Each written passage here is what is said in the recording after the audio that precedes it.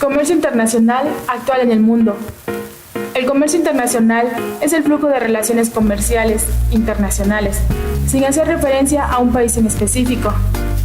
Es decir, es el conjunto de movimientos comerciales y financieros y en general todas aquellas operaciones, cualquiera que sea su naturaleza, que se realicen entre naciones. El comercio es un importante sector de la actividad económica, debido a la naturaleza de sus funciones, ya que debe responder a los intereses nacionales de dicho Estado, encargado de regular los intereses de mercancías, productos entre proveedores y consumidores residentes entre dos o más mercados nacionales o países distintos. ¿Qué es el comercio internacional?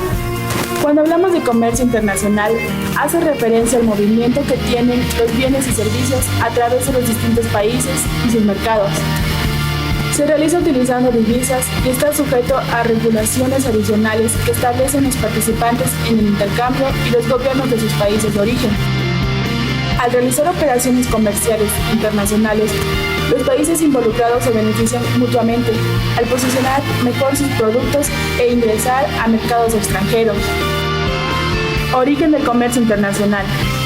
El origen se encuentra en el intercambio de riquezas o productos de países tropicales por productos de zonas templadas o frías.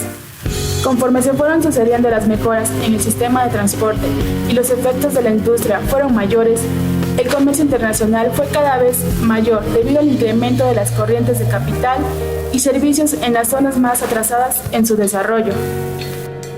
¿Pero por qué existe el comercio internacional? El comercio internacional se realizó por dos causas. 1. Distribución irregular de los recursos económicos. 2. Diferencia de precios, la cual, a su vez, se debe a la posibilidad de producir bienes de acuerdo con las necesidades y gustos del consumidor. Una de las principales razones por las que comercializan los países es el hecho de que tienen ventajas comparativas diferentes en la producción.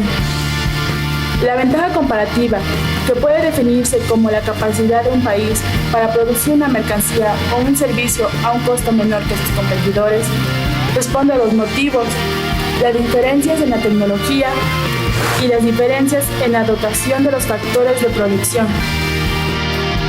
En el contexto global y competitivo, existen consumidores mejor informados y por lo tanto más exigentes. Ello debido fundamentalmente al avance en las tecnologías de la información y la comunicación, que permiten a los consumidores poder tomar sus decisiones en base a mayores elementos de juicio.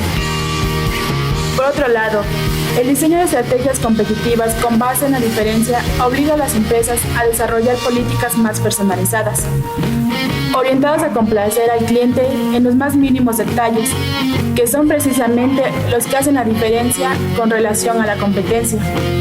El comercio internacional en la actualidad es uno de los principales actores en la globalización, con un papel esencial en el crecimiento económico y el desarrollo, y por lo tanto en la reducción de la pobreza. El proceso de globalización es complejo e implica que lo que ocurre en una parte del mundo afecta de alguna manera al resto. El comercio siempre ha ido de la mano del movimiento del cambio. La propia naturaleza de la actividad comercial implica dinamismo y esto ha sido así históricamente.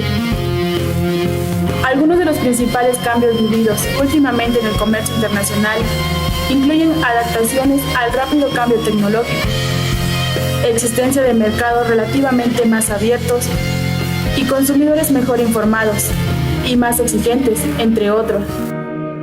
Evolución del comercio internacional. El nacimiento de un sistema mundial de comercio, como tantos otros aspectos de la economía mundial moderna, comenzó en una buena medida con la revolución industrial. Los extraordinarios avances tecnológicos que ocasionaron el transporte y las comunicaciones redujeron de forma sistemática los costos de la circulación de las mercancías, el capital, la tecnología y las personas en todo el mundo.